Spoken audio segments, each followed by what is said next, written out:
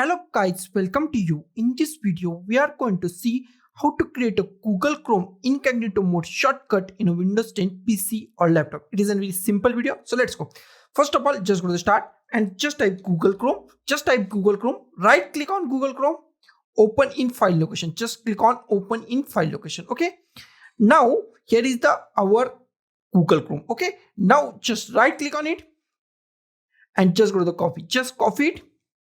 Minimize it, just go to the desktop, right click on desktop and just paste it. Okay, now here is our Google Chrome shortcut. Okay, it is our Google Chrome shortcut. Now right click on it, just go to the properties. Here is the properties, just go to the properties. Here is our Google Chrome properties. Here the most IMP part is target. Target is our path of our Google Chrome destination folder or the destination. Okay, now just go to the end of this. Okay, and one time just hit space key, just space one time.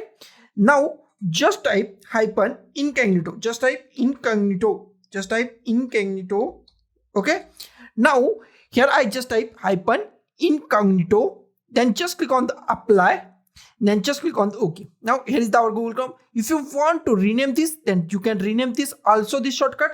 So I just right click on it and just go to the rename and rename with the any name. I just go with the incognito. You can go with the any name that you like. I just go with the incognito. Okay, just click on anywhere. Now just double click on this file.